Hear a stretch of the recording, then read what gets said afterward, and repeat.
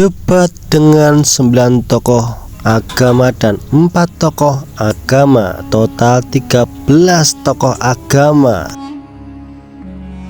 Berita Abu Nawas debat panas dengan 4 tokoh agama.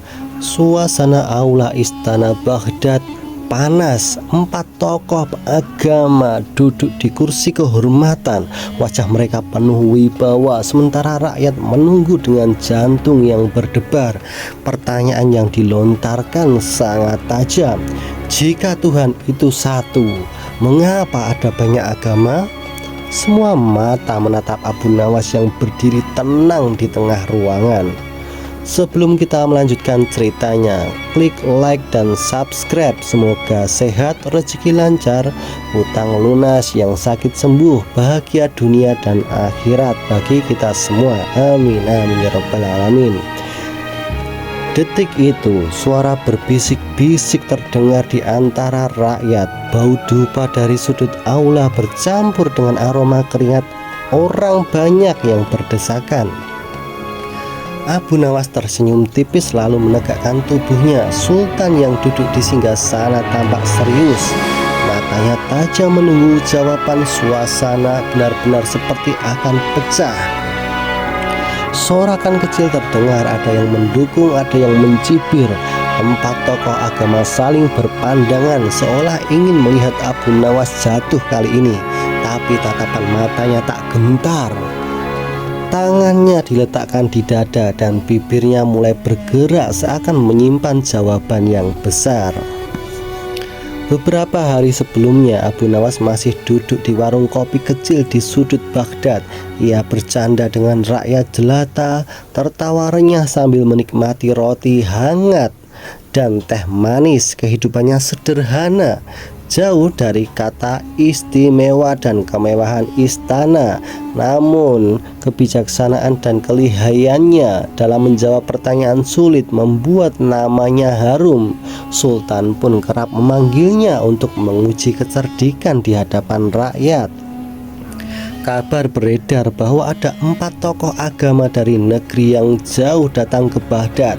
Mereka dikenal pintar, keras, cerdik, dan berwibawa, dan tak mudah dikalahkan. Sultan yang ingin menguji Abu Nawas pun mengundang mereka ke istana.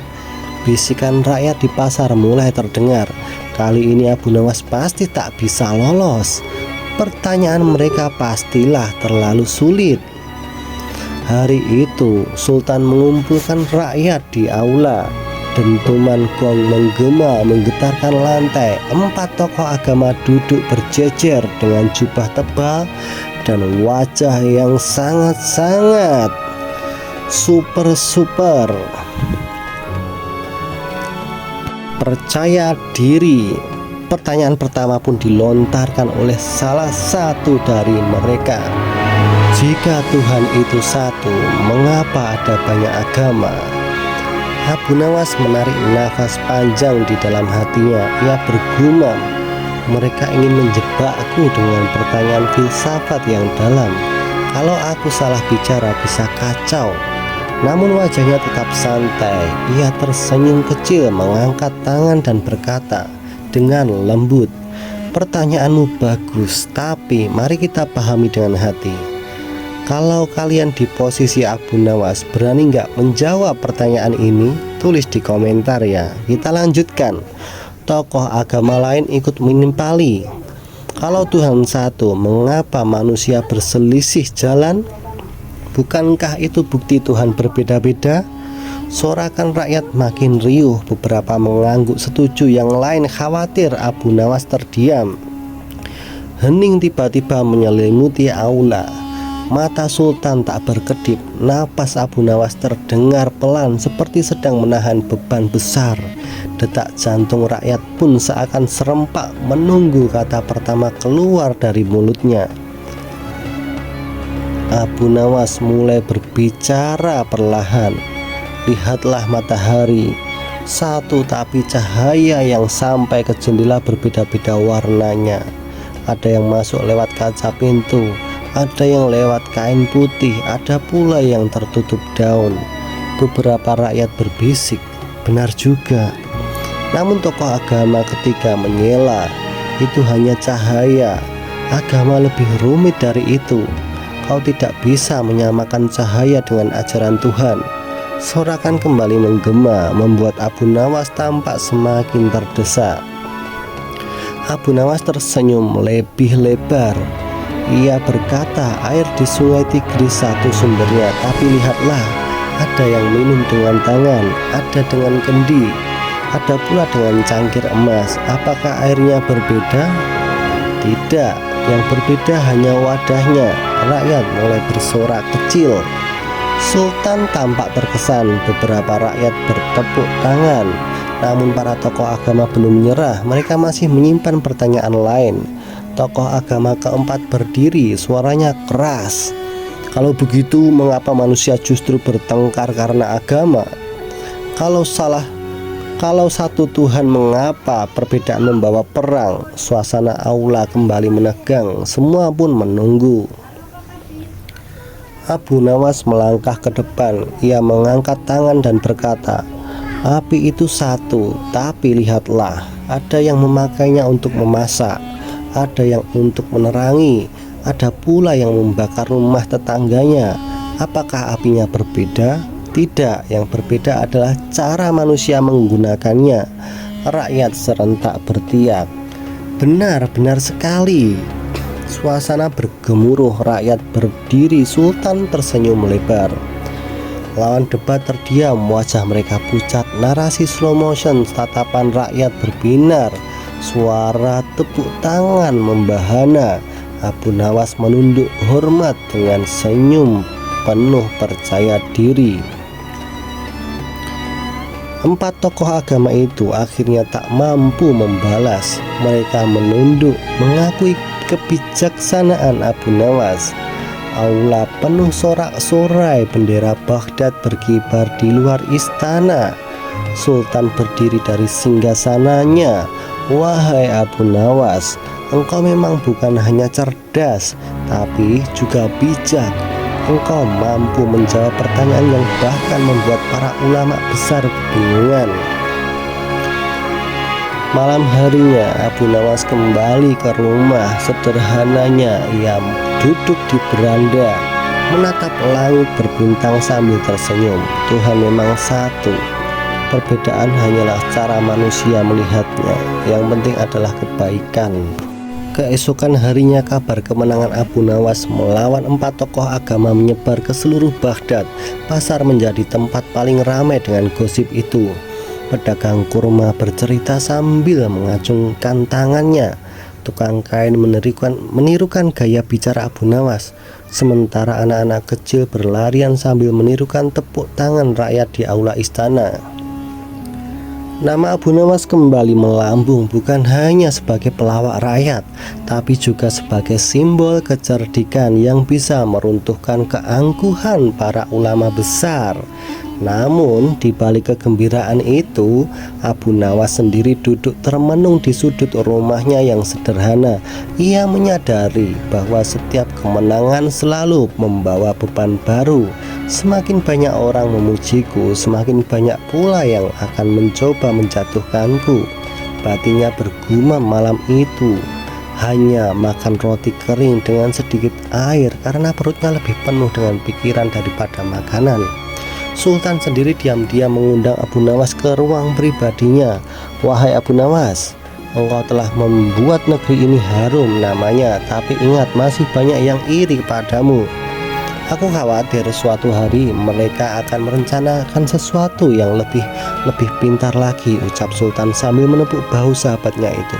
Abu Nawas hanya tersenyum dan menjawab, selama aku masih bisa bercanda dengan rakyat, mereka tidak akan bisa membuatku hancur. Ucapan itu ternyata benar. Beberapa hari kemudian, empat tokoh agama yang kalah itu terlihat berbisik-bisik di sudut kota. Mereka bertekad membalas malu yang mereka terima. Salah satunya berkata, kita tidak boleh membiarkan seorang pelawak mengalahkan kita lagi. Kali ini kita harus menjebaknya dengan pertanyaan yang bahkan otak manusia tak bisa menjawabnya. Mata mereka memancarkan amarah dendam yang membara. Di pasar, rakyat tetap mengagumi Abu Nawas. Ada seorang kakek tua yang mendekatinya sambil berkata, "Nak, jawabanmu tentang Tuhan dan agama itu menyentuh hatiku. Aku merasa lebih damai mendengarnya." Abu Nawas tersenyum hangat, lalu menyalami tangan keriput kakek itu. Yang terpenting bukan berapa banyak agamanya, tapi seberapa besar kasih kita pada sesama, jawabnya dengan rendah hati. Kata-kata itu membuat banyak orang yang mendengar meneteskan air mata. Sore itu Abu Nawas berjalan menyusuri tepi sungai Tigris. Angin sepoi-sepoi menyapu wajahnya, membawa bau lumpur dan suara gemericik air. Ia duduk di tepi, mengambil sepotong roti dan melemparkannya ke sungai, lalu berbisik, "Inilah hidup, air yang satu tapi mengalir ke banyak cabang. Begitu pula kebenaran, siapa yang meminum akan merasakan segarnya." Meski jalannya berbeda-beda, refleksinya itu disaksikan oleh dua pemuda yang kebetulan lewat dan mereka tertegun mendengarnya. Malamnya 4 tokoh agama itu menghadap Sultan lagi. "Kami ingin menguji Abu Nawas sekali lagi agar rakyat tahu siapa sebenarnya yang lebih berilmu," kata mereka dengan nada menantang. Sultan sempat ragu, tapi demi keadilan ia akhirnya mengiyakan. Lalu diumumkanlah bahwa akan ada debat baru dalam 3 hari ke depan. Rakyat pun kembali gaduh, menanti babak kedua yang lebih menegangkan. Kabar itu sampai ke telinga Abu Nawas saat ia sedang duduk di warung kopi. Semua orang menatapnya, menunggu reaksinya, tapi ia hanya tertawa renyah sambil berkata, "Kalau mereka ingin mengujiku lagi, biarlah. Yang penting aku tidak menguji mereka dengan lapar." Kata-katanya membuat semua orang tertawa, tapi jauh di dalam hatinya ia sadar, kali ini lawan tidak akan semudah sebelumnya. Malam itu, Abu Nawas berdoa lebih lama dari biasanya. Ia menengadahkan tangannya memohon agar diberi ketenangan. "Ya Allah, jangan biarkan lidahku berbelit dan jangan biarkan hatiku digelapkan oleh kesombongan. Jika aku harus menjawab, jadikanlah jawabanku membawa kebaikan, bukan perpecahan." Air matanya jatuh membasahi sajadah usang di rumah kecilnya. Hari yang ditunggu pun tiba. Aula istana kembali penuh sesak, bahkan lebih ramai dari sebelumnya. Gong dipukul 3 kali menandakan dimulainya debat baru. 4 tokoh agama itu duduk dengan wajah lebih keras, lebih siap dan lebih mapan. Abu Nawas melangkah masuk dengan langkah ringan, tapi di dalam hatinya ia berbisik, pertarungan kali ini bukan sekedar tentang kecerdikan, tapi tentang menjaga hati dan menyelamatkan persatuan rakyat. Aula istana Baghdad hari itu bahkan lebih sesak daripada sebelumnya. Rakyat berdesakan hingga ke pintu gerbang. Sebagian berdiri di jendela hanya untuk melihat bagaimana Abu Nawas menghadapi ujian kedua kali ini. Aroma dupa bercampur dengan keringat ribuan orang membuat udara terasa berat. Sultan duduk lebih tegak dari biasanya. Wajahnya serius, seakan tahu bahwa debat kali ini tidak bisa dianggap main-main. 4 tokoh agama itu melangkah maju satu persatu. Jubah mereka berkibar, wajah mereka dipenuhi gengsi yang terluka dari kekalahan sebelumnya. Kali ini tidak ada senyum. Mata mereka menatap tajam ke arah Abu Nawas yang baru saja masuk dengan langkah ringan. Kontras sekali, lawan-lawannya penuh dengan kesombongan, sedangkan Abu Nawas datang hanya dengan pakaian sederhana dan seulas senyum. Sorakan rakyat pun pecah begitu Abu Nawas melambaikan tangan. "Abu Nawas, Abu Nawas!" teriak mereka.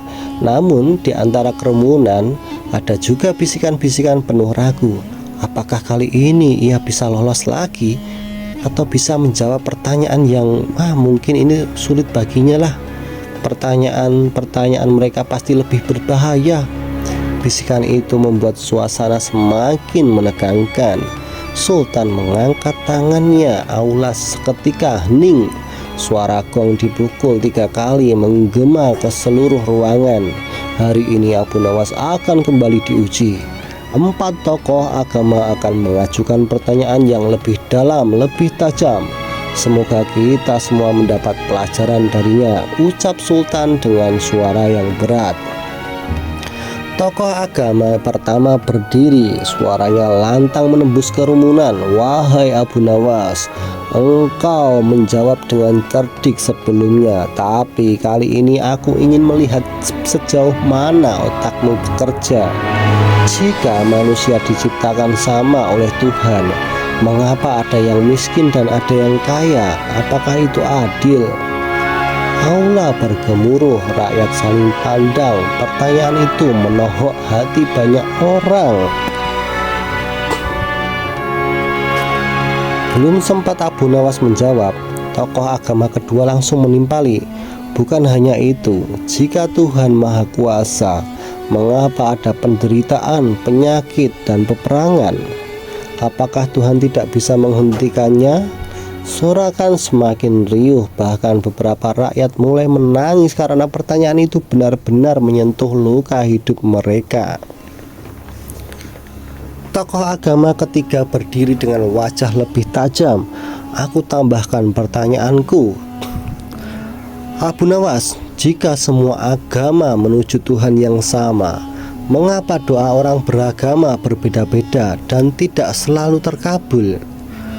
Bukankah itu bukti bahwa Tuhan memihak agama tertentu saja? Suara rakyat makin heboh. Sebagian ada yang mengganggu, sebagian lain terdiam ketakutan. Lalu tokoh agama keempat maju. Ia menatap Abu Nawas seakan ingin menusuk hatinya dengan kata-kata. Dan ini pertanyaan pamungkas, jika engkau mengaku Tuhan satu, mengapa manusia saling membunuh atas namanya? Bukankah itu berarti Tuhan bukan sumber kedamaian, melainkan sumber perpecahan? Suasana aula mendidih, udara terasa sesak. Sultan sendiri tampak gelisah di singgasananya. Semua rakyat kini terdiam. Tidak ada yang berani bersuara. Pertanyaan-pertanyaan itu bagaikan tombak yang dilemparkan bersamaan, menancap di hati siapa saja yang mendengarnya. Mata semua orang kini tertuju pada Abu Nawas. Apakah ia akan tetap terdiam? Apakah kali ini lidahnya akan terpleset? Ataukah ia akan menemukan jawaban yang sekali lagi membuat dunia tercengang? Abu Nawas pun berdiri tegak di tengah aula, wajahnya tetap tenang. Meski dalam hatinya ada gelombang besar, ia mengangkat tangan memberi isyarat agar rakyat tenang. Bibirnya perlahan terbuka dan dengan suara lembut namun penuh keyakinan ia berkata, "Pertanyaan kalian dalam, berat dan menohok di hati. Tapi ketahuilah, Tuhan tidak pernah salah. Yang salah adalah cara manusia memahaminya. Salah adalah cara manusia memahaminya." Suasana pun makin hening. Detik-detik menuju jawaban besar itu seakan berhenti. Abu Nawas menghela napas pelan, lalu menatap tajam pada tokoh agama pertama. "Engkau bertanya mengapa ada yang miskin dan ada yang kaya. Ketahuilah, jika semua manusia kaya, siapa yang mau bekerja sebagai petani? Siapa yang mau mengajar anak-anak? Dan jika semua miskin, siapa yang akan menolong? Dan jika semua miskin, siapa yang akan menolong?" Tuhan menjadikan perbedaan agar manusia saling membutuhkan. Kaya untuk memberi, miskin untuk mengingatkan, dan keduanya diuji dengan cara yang berbeda. Tepuk tangan rakyat langsung pecah. Sebagian mata berkaca-kaca mendengar jawaban itu.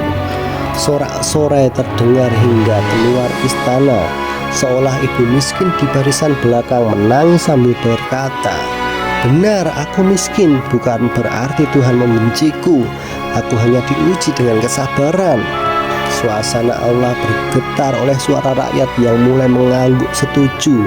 Sultan menunduk perlahan, tanda kagum dengan kebijaksanaan Abu Nawas.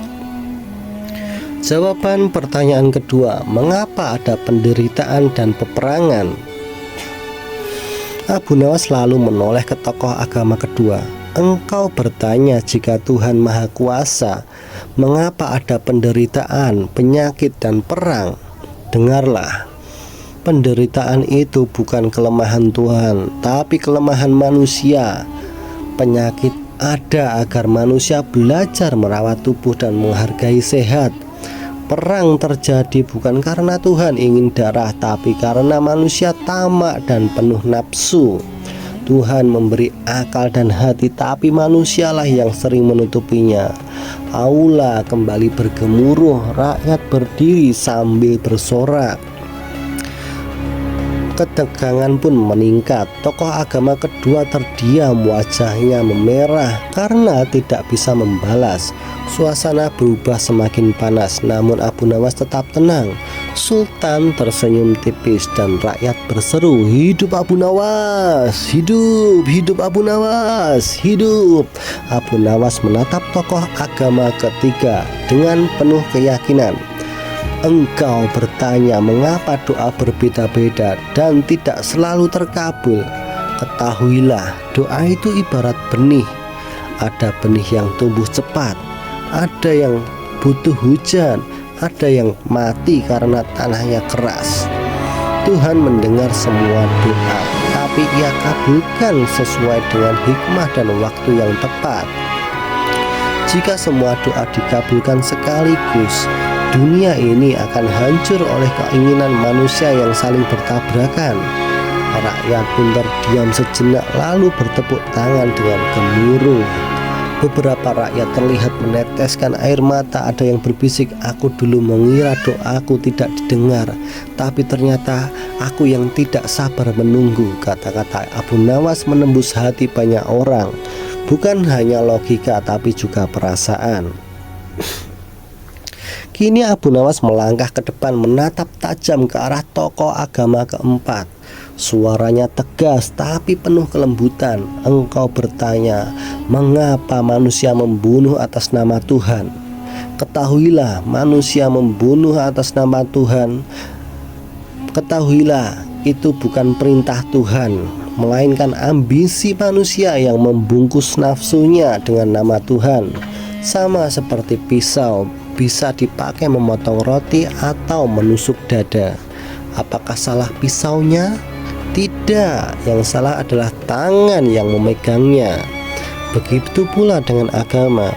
Ia suci, tapi manusia sering memakainya untuk menutup keburukannya diri sendiri. Aula langsung meledak dengan tepuk tangan. Suara rakyat menggema, "Abu Nawas, Abu Nawas!" Kisah Abu Nawas debat dengan 9 tokoh agama. Pada suatu hari, Raja Harun al-Rasyid mendengar kabar bahwa ada 9 tokoh agama dari berbagai negeri yang terkenal, sangat pandai dalam ilmu tafsir, hukum, filsafat, dan lainnya. Mereka ingin menguji kecerdikan Abu Nawas, sang penasihat raja yang kerap dianggap gila tapi jenius. Raja pun mengundang mereka ke istana untuk sebuah perdebatan terbuka.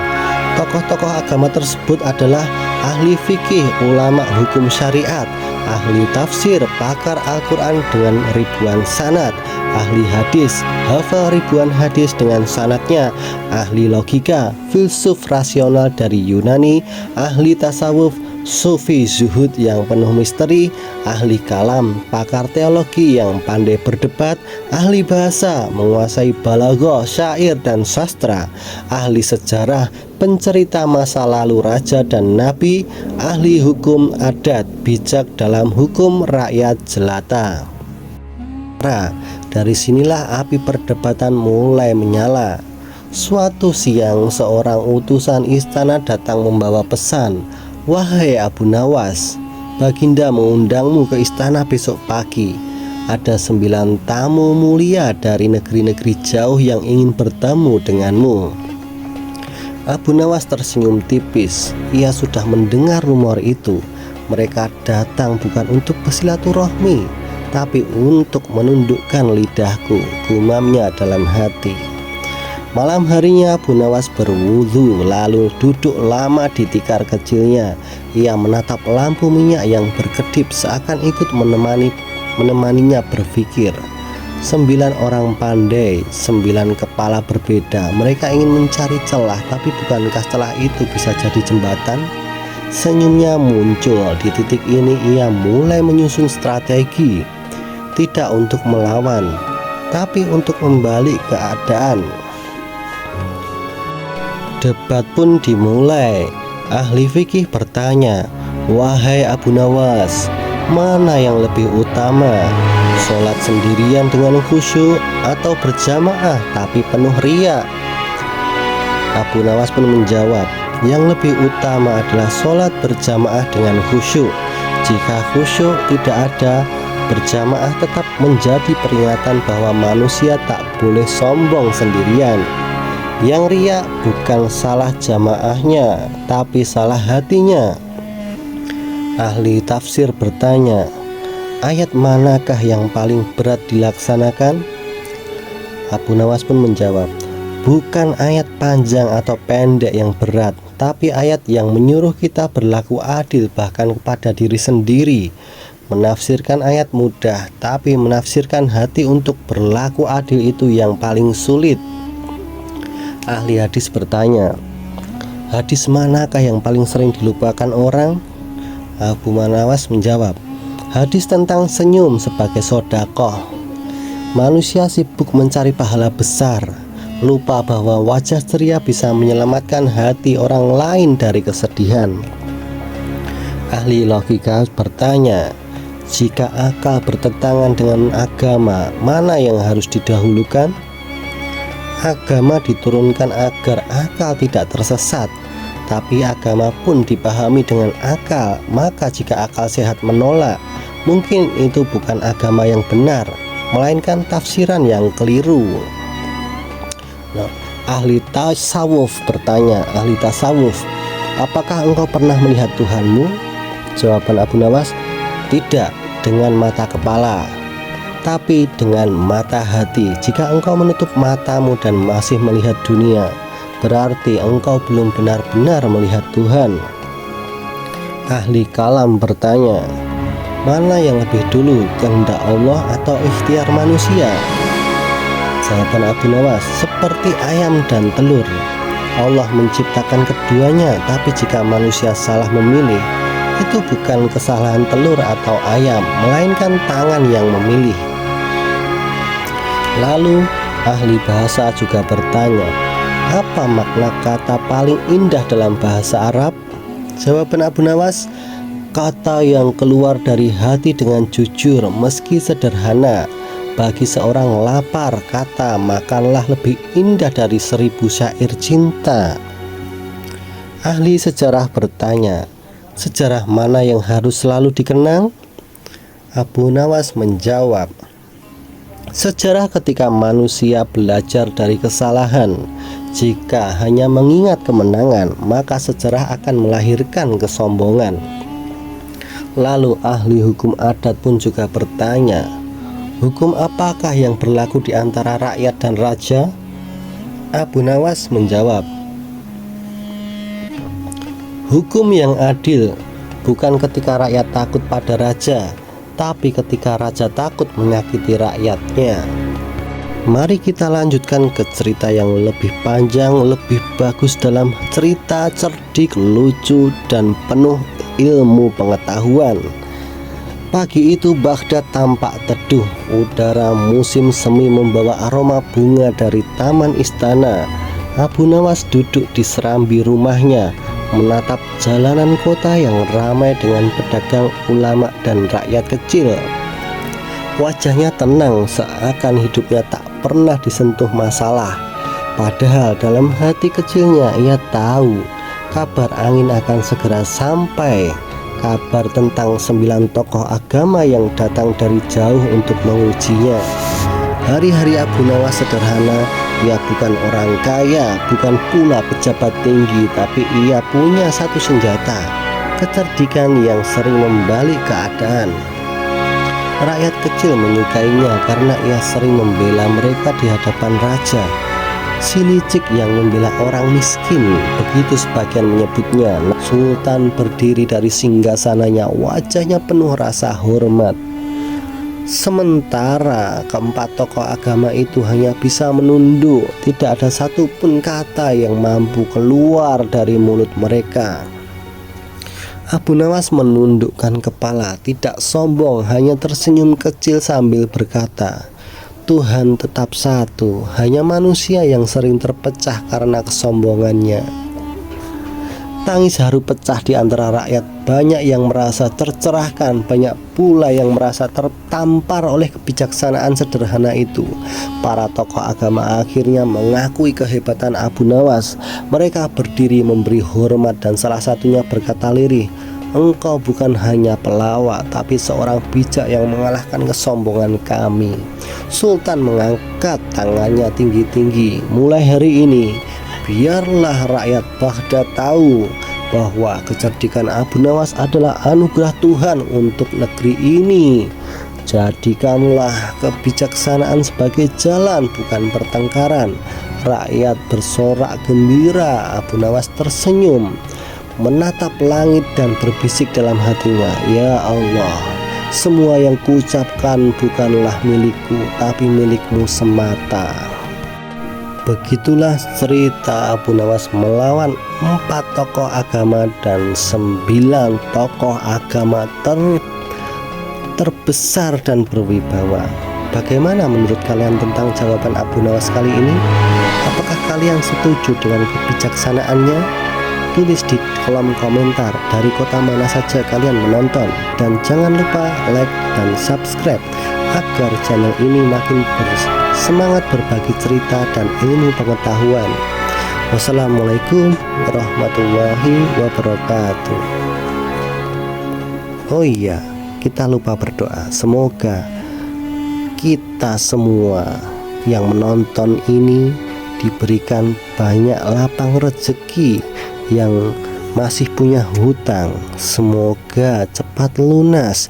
Dan semoga yang masih sakit, semoga cepat sembuh. Dan semoga kita bisa selamat di dunia dan akhirat. Semoga diaminkan banyak orang. Amin, amin, amin ya Rabbal Alamin.